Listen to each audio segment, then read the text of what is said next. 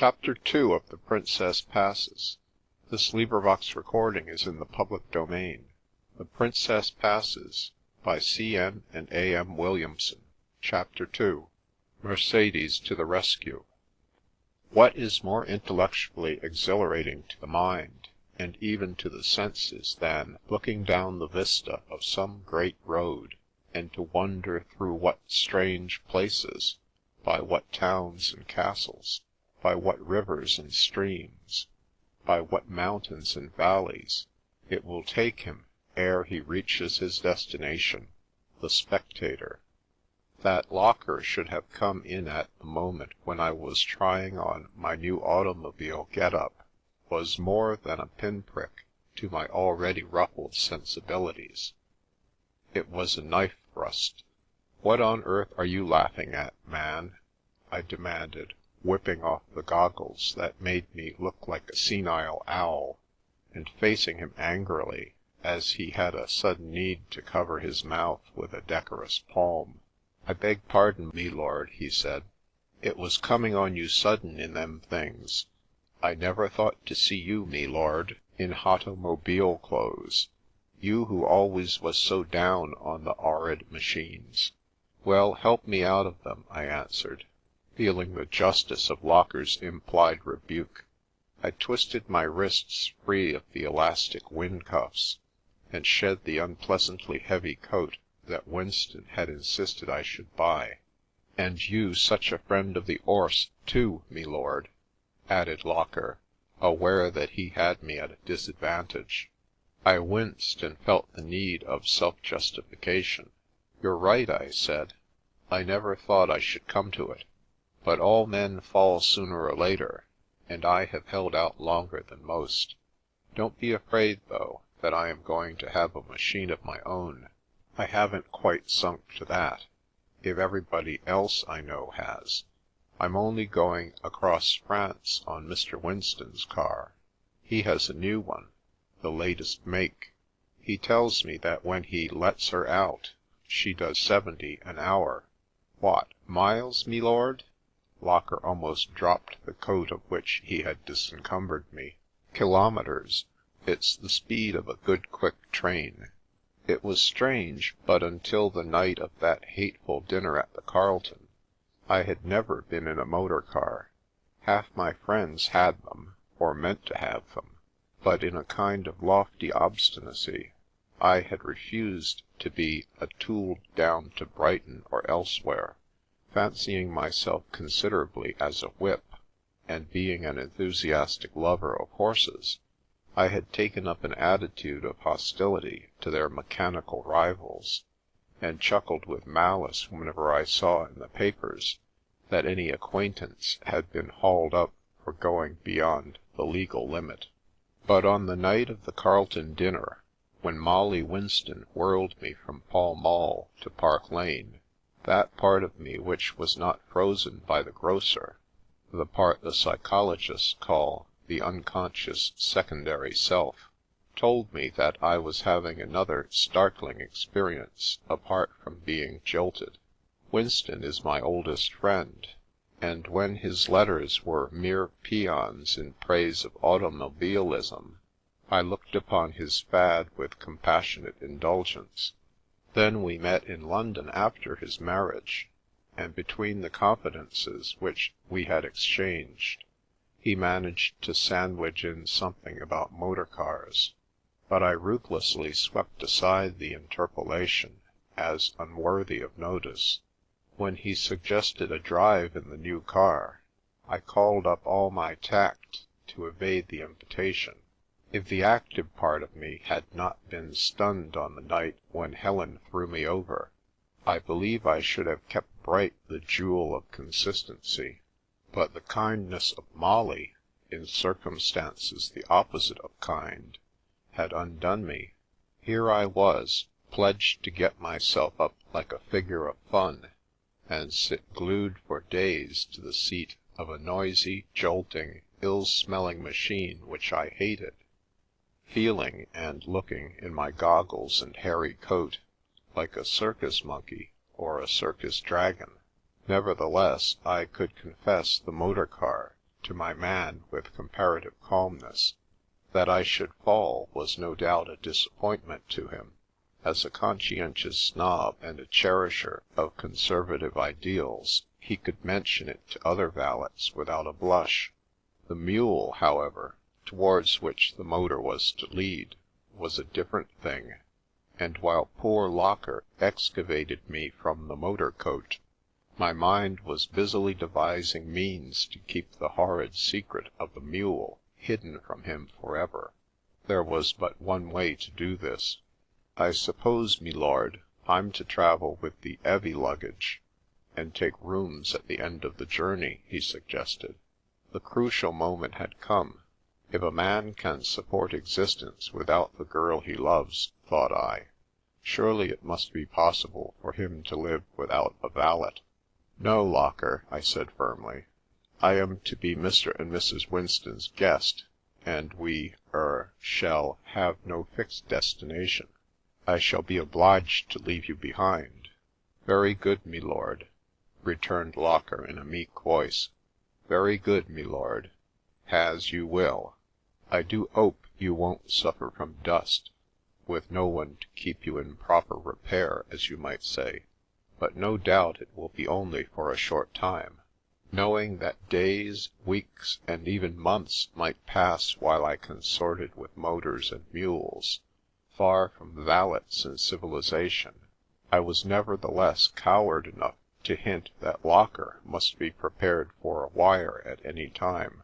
I had often derived a quaint pleasure from the consciousness that he despised my bookish habits and certain unconventionalities not suited to a Hurl, but one must draw the line somewhere, and I drew it at the mule. I would give a good deal rather than Locker should suspect me of the mule.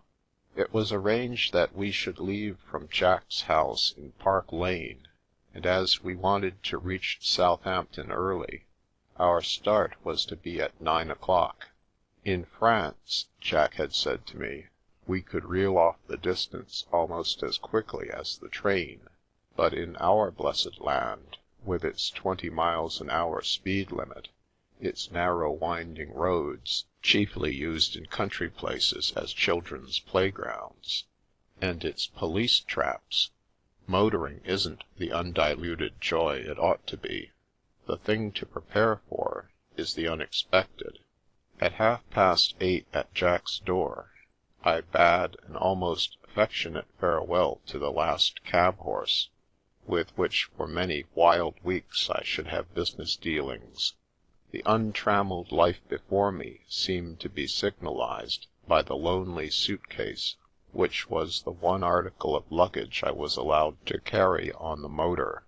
A portmanteau was to follow me vaguely about the continent, and I had visions of a pack to supersede the suitcase, when my means of transport should be a mule.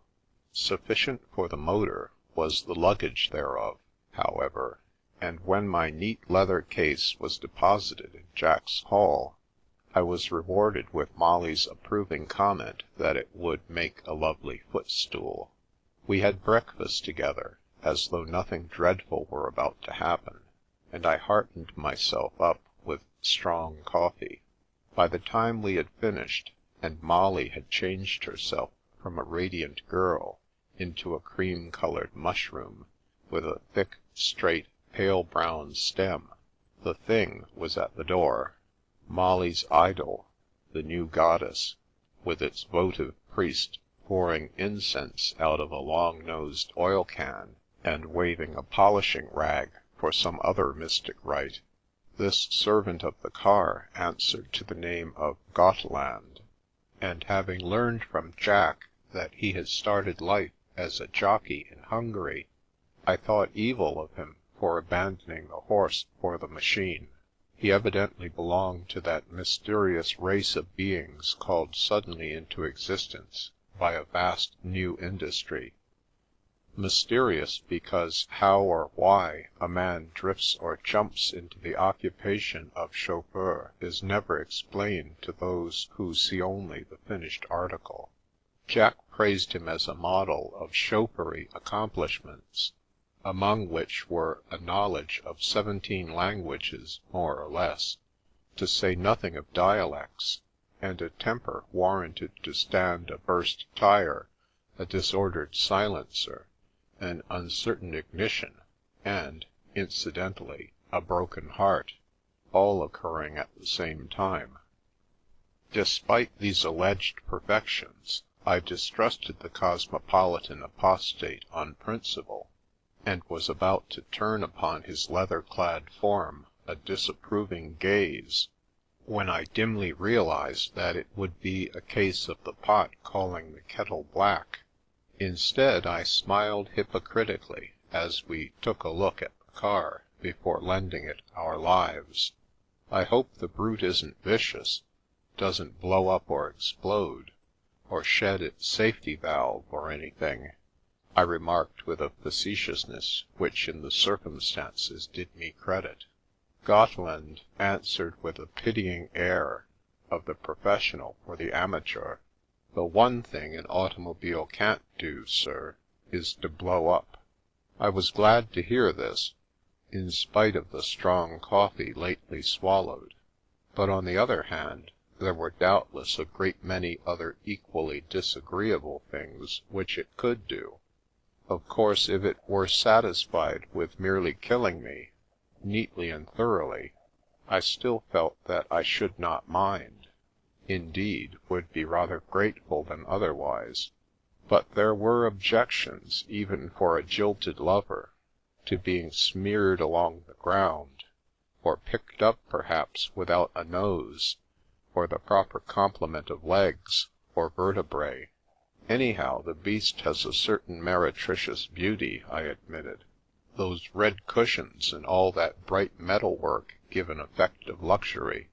Gotteland revenged his idol with another smile. "Amateurs do notice such things, sir," said he. "Professionals don't care much about the body, it's the motor that interests them." He lifted a sort of lattice which muzzled the dragon's mouth, disclosing some bulbous cylinders and a tangle of pipes and wires. "It's the dernier cri. That engine will work as long as there's a drop of essence in the carburetor, and will carry you at 40 miles an hour, without feeling a hill which would set many cars groaning and puffing. It will do the work of 20 horses and more. Yet I shouldn't be really surprised if one horse had to tow it some day," I murmured more to myself than to him. But Molly heard me through her mushroom. "You'll soon apologise to Mercedes for your doubts of her, for motors are their own missionaries," she said, her eyes laughing through a triangular talc window. "You will have learned to love her before you know what has happened, just as you would the real Mercedes, if you could see her." Curious, I thought, that Molly, knowing my state of mind, should be constantly weaving into our conversation some allusion to the namesake and giver of her car. I had never in my life been less interested in the subject of extraneous girls, and with all Molly's tact, it seemed strange that she should not recognise this. However, she did not appear to expect an answer, and we were soon settled in the car, Molly, as I have said, looking like a graceful fungus growth, Jack and I like haggard goblins. Molly was to drive, and Jack insisted that I should sit in one of the two absurdly comfortable armchair arrangements in front. The chauffeur was presently to curl like a tendril round a little crimson toadstool at our feet, and Jack took the tonneau in lonely state. This was, no doubt, an act of fine self-abnegation on his part. Nevertheless, I could have envied him his safe retirement from my place of honour, with no noble horses in front to save Molly and me from swift destruction. Physically, we were very snug, however. The luggage was fitted into spaces especially made for it. Long baskets on the mudguards at the side were stowed with maps and guidebooks for the tour, and, as Molly remarked in the language of her childhood, a few nice little eaties to make us independent on the way. There was also a sort of glorified tea basket, containing, Molly said, a chafing dish without which no self-respecting American woman ever travelled, and by whose aid wonderful dishes could be turned out at 5 minutes' notice in a shipwreck on a desert island, or while a tire was being mended. As I mentally finished my last will and testament, Gotland gave a short twist to the dragon's tail, which happened to be in front. Instantly a heart began to throb, throb. The chauffeur sprang to his toadstool.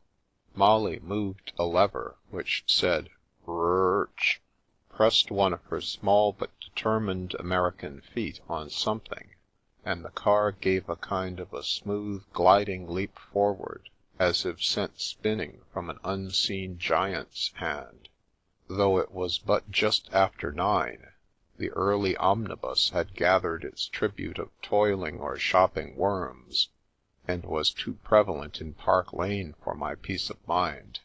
There were also enormous drays, which looked, as our frail bark passed under their bows, like huge Atlantic liners.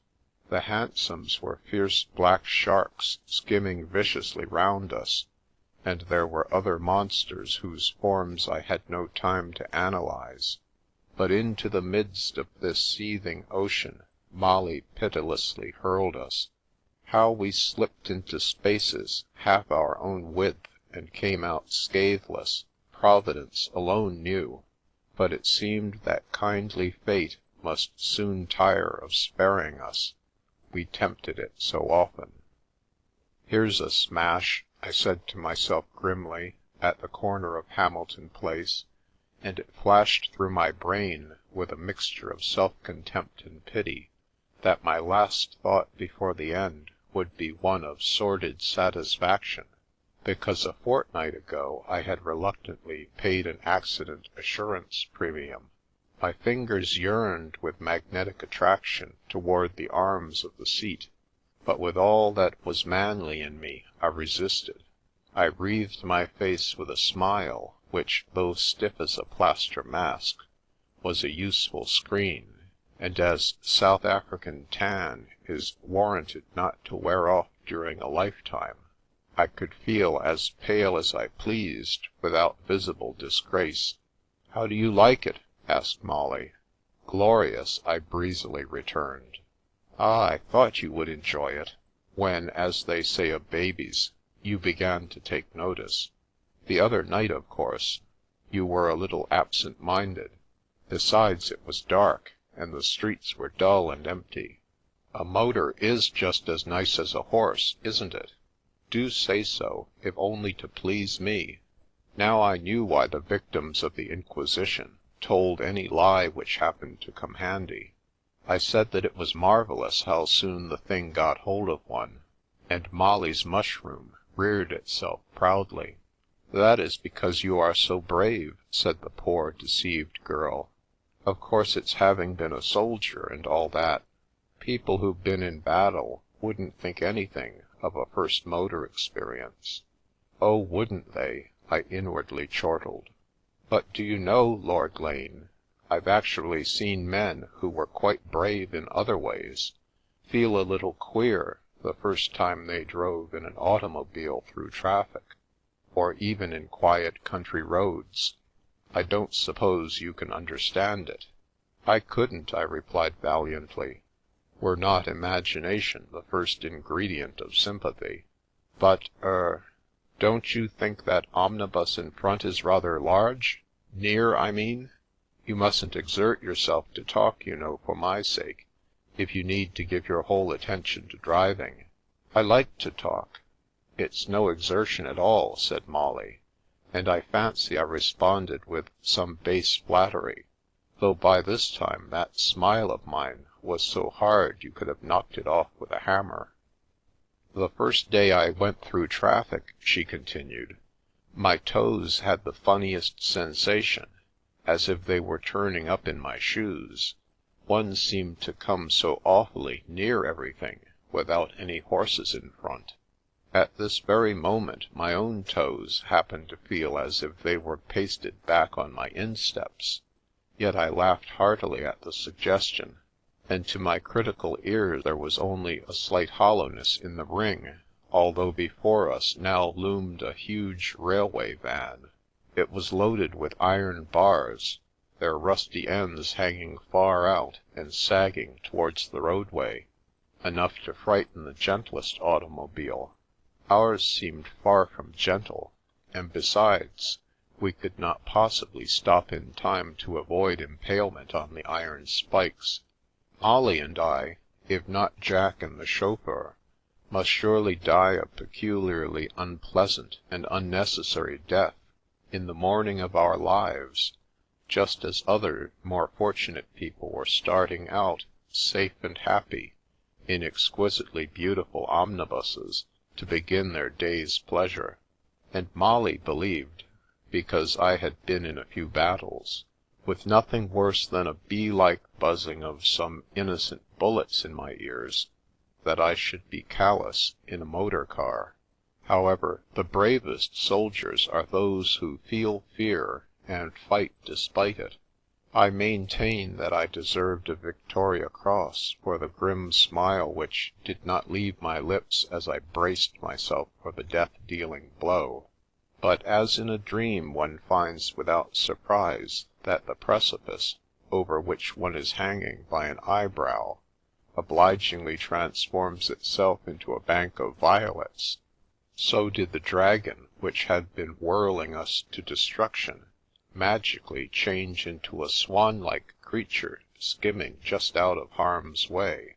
I now reflected with a vague sense of self-disgust that instead of being glad to leave the world which had denied me Helen, I had felt distinctly annoyed at the necessity, had not given a thought to my lost love, and had been thankful for the mere gift of life without her.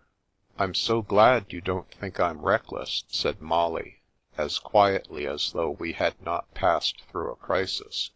And indeed, to this day, I do not believe she would admit that we had. "I'm really very careful. Jack says I am. He takes tremendous risks sometimes, or at least it seems so when you're not driving. You'll see the difference when he's in front."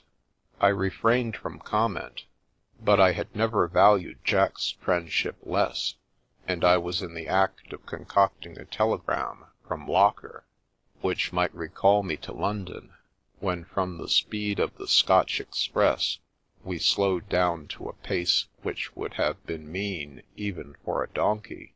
We continued this rate of progression for a peaceful but all too brief interval. Then, in the line of traffic opened a narrow canal, which I hoped might escape Molly's eye, but there was no such luck. She saw, we leaped into it, raced down it, and before I could have said knife, or any other equally irrelevant word of one syllable, we had left everything else behind.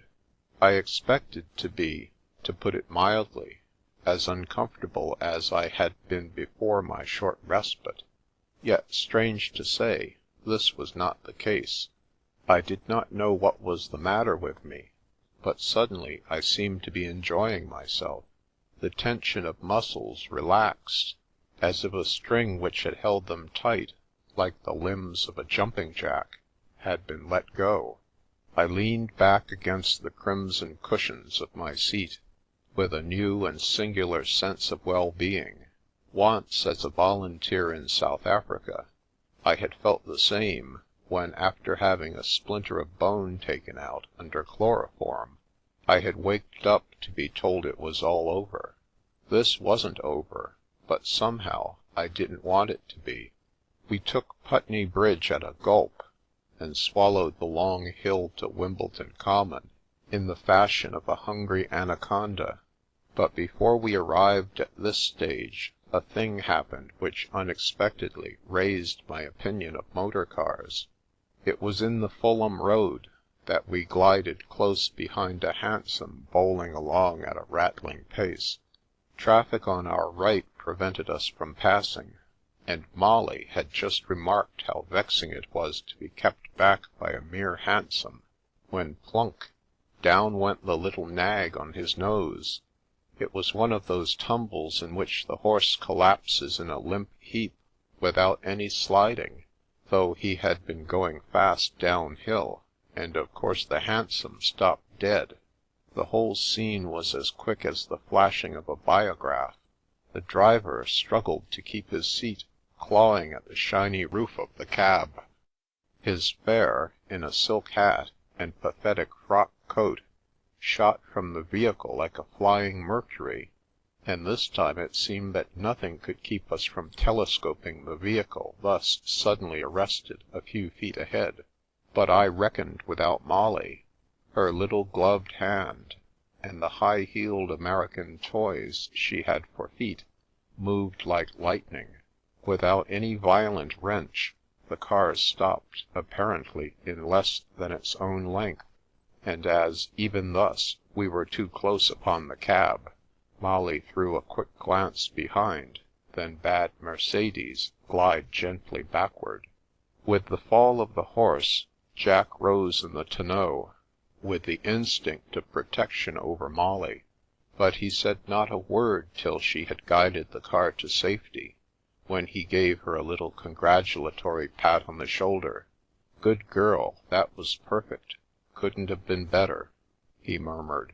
We waited until we had seen that neither man nor horse was badly hurt, and then sped on again, with a certain respect for the motor rankling in my reluctant heart.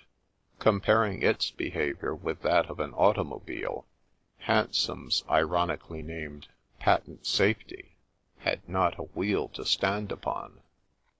When we were clear of Kingston, and winging lightly along the familiar Portsmouth road, with its dark pines and purple gleams of heather, I began to feel an exhilaration scarcely short of treacherous to my principles. We were now putting on speed, and running as fast as most trains on the South Western, yet the sensation was far removed from any I had experienced in travelling by rail. Even on famous lines which give glorious views, if one does not mind cinders in the eye, or the chance of having one's head knocked off like a ripe apple, I seemed to be floating in a great opaline sea of pure, fresh air, for such dust as we raised was beaten down from the tonneau by the screen, and it did not trouble us.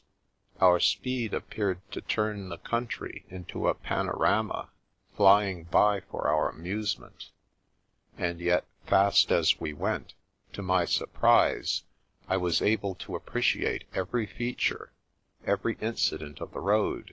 Each separate beauty of the way was threaded like a bead on a rosary. Here was Sandown Park, which I had regarded as the goal of a respectable drive from town, with horses, but we were taking it, so to speak, in our first stride. Esher was no sooner left behind than quaint old sleepy Cobham came to view. Between there and Ripley was but a gliding step over a road which slipped like velvet under our wheels, then a fringe of trees netted across a blue, distant sea of billowing hills, and a few minutes later we were sailing under Guildford's suspended clock. It was somewhere near the hour of 1 when Molly brought the car gently to a standstill by the roadside, and announced that she would not go a yard further without lunch. The chauffeur successfully took up the part of butler at a moment's notice, busying himself with the baskets, spreading a picnic cloth under a shady tree, and putting a bottle of Graves to cool in a neighbouring brook. Meanwhile, Molly was doing mysterious things with her chafing dish and several little china jars. By the time Jack and I had, with awkward alacrity, bestowed plates, glasses, knives, and forks on the most hummocky portions of the cloth, white and rosy flakes of lobster à la Newburgh were simmering appetizingly in a creamy froth. I was deeply interested in this cult of the chafing dish, which could, in an incredibly short time, serve up by the wayside a little feast fit for a king who had not got dyspepsia. "Can you imagine the programme if we had gone to an inn?" asked Jack, proud of his bride's handiwork. "We should have walked into a dingy dining room, with brown wallpaper and 4 steel engravings of bloodthirsty scenes from the Old Testament. A sleepy-head waiter would have looked at me with a polite but puzzled expression, as if at a loss to know why on earth we had come. I should have inquired deprecatingly, 'What can you give us for lunch?' What would he have replied? 'There's only one possible answer to that conundrum, and it doesn't take any guessing,' said I.